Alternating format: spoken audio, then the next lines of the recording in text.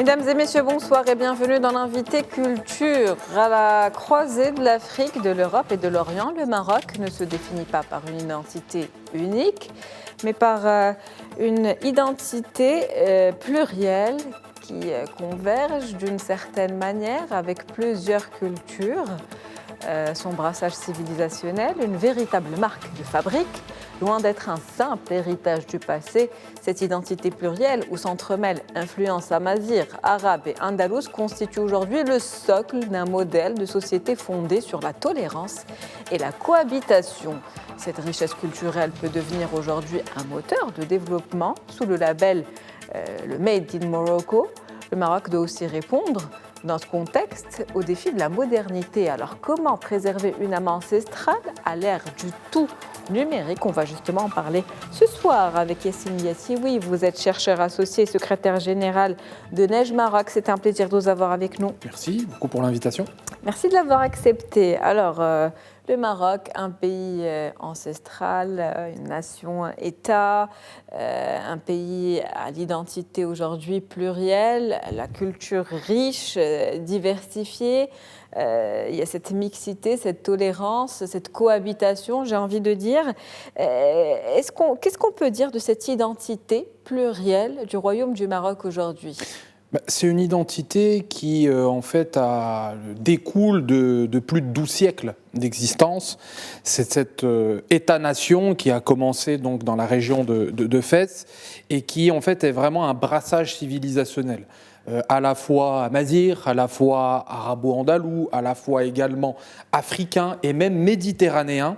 Et donc tout cela a façonné une identité nationale plurielle et stable, et également donc millénaire pour le royaume. Et ce brassage est également un facteur de continuité étatique à travers les siècles et à travers aussi toutes les différentes dynasties que le Maroc a connues.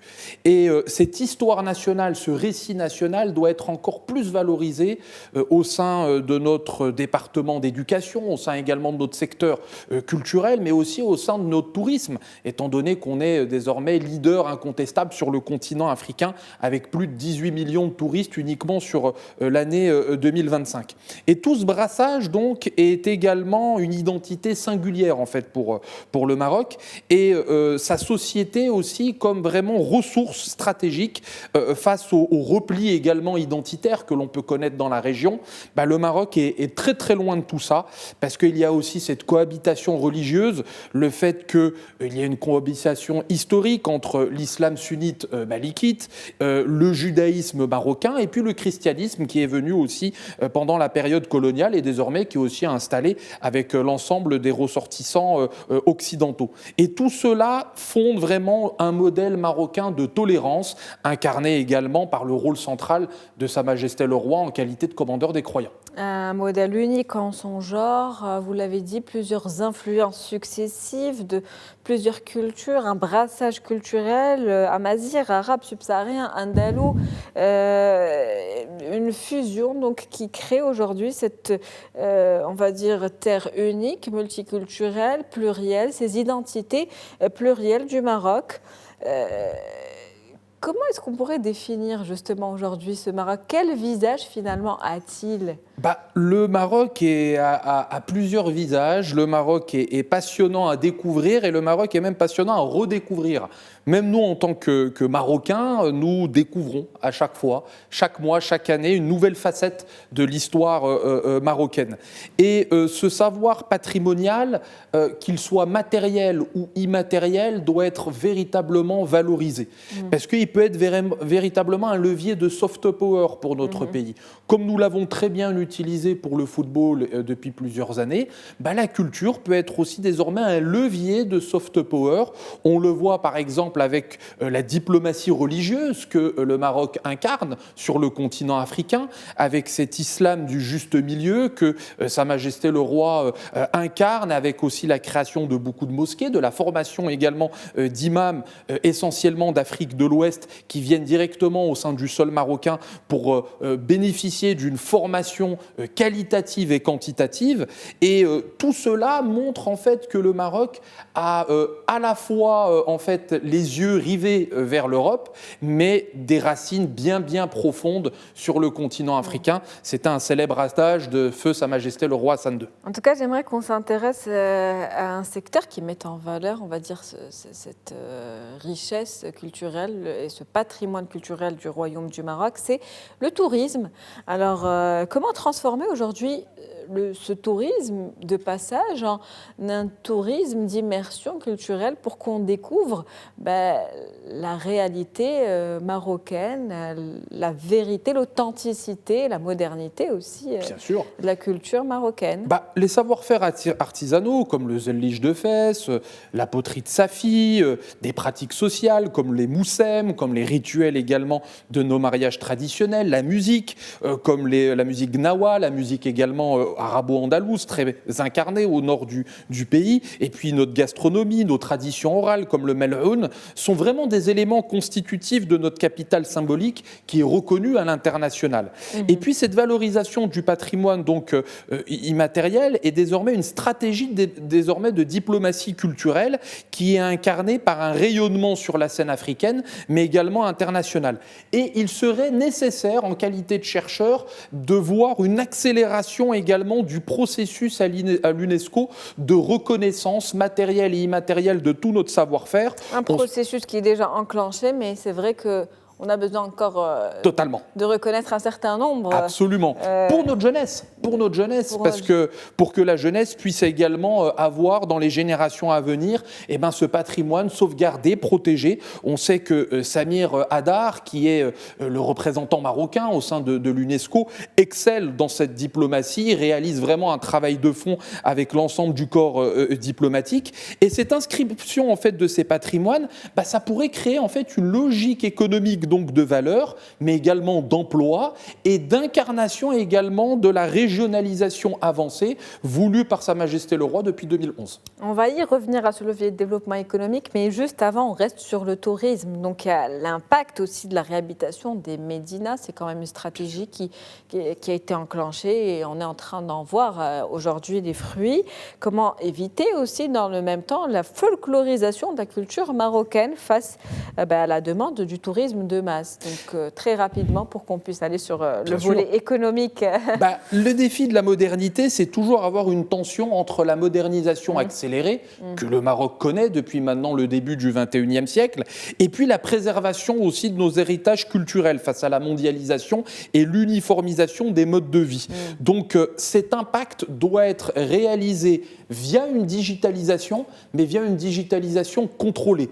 Une digitalisation ne veut pas dire un affaiblissement de notre patrimoine, mais au contraire de l'incarner dans le 2.0 pour que notre jeunesse également puisse l'accaparer et puisse également le défendre et être les futurs ambassadeurs à venir. Effectivement, il y a un équilibre à maintenir aujourd'hui. Il faut concilier la préservation des coutumes ancestrales avec l'exigence d'une société moderne, ultra connectée, j'ai envie de dire.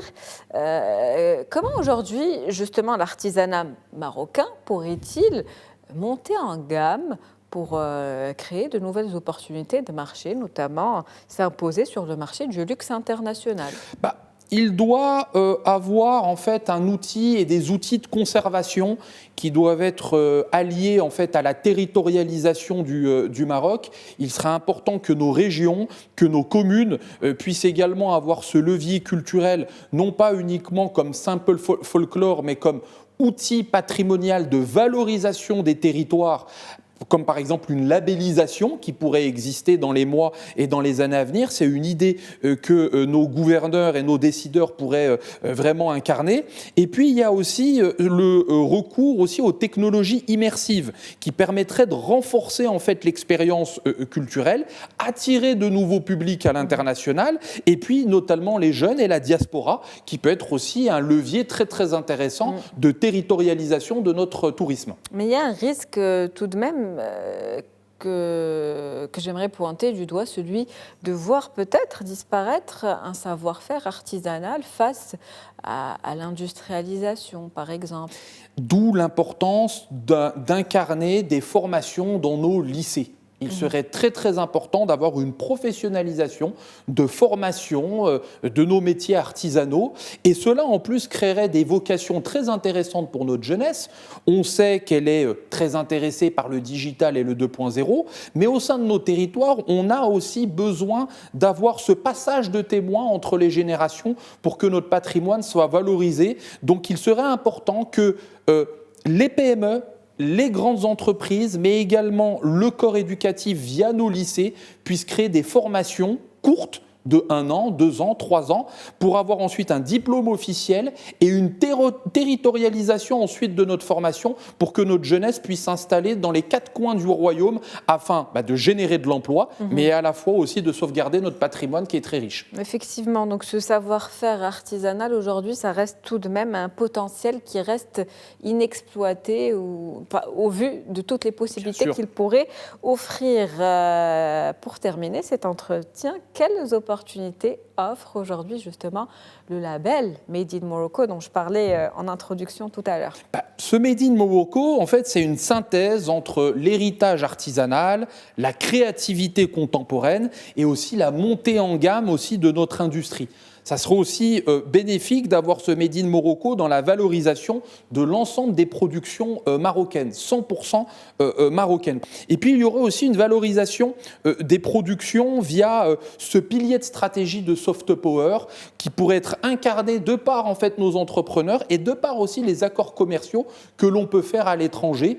Avoir en fait ce levier-là pour que notre patrimoine puisse également s'étendre à l'international, attirer des clients et puis automatiquement attirer des IDE pour que ce Made in Morocco soit une partie intégrante et essentielle de notre PIB marocain. Effectivement, le patrimoine culturel aujourd'hui et le fait d'investir en cela, c'est aussi un outil de soft power finalement et les retombées qu'elles soient diplomatiques ou économiques, pourraient être énormes. Énormes en termes d'attractivité, en termes également de souveraineté économique. Le Maroc a besoin toujours encore de diversifier son économie afin de résister aux futures crises, aux futures tensions que le monde peut nous faire connaître. Donc avoir ce levier de développement culturel, ça pourrait être très intéressant comme vecteur à la fois d'identité, de souveraineté et d'économie. Merci à vous Yassine Diaty pour cette intervention. Je rappelle que vous êtes chercheur associé et secrétaire général à Neige Maroc.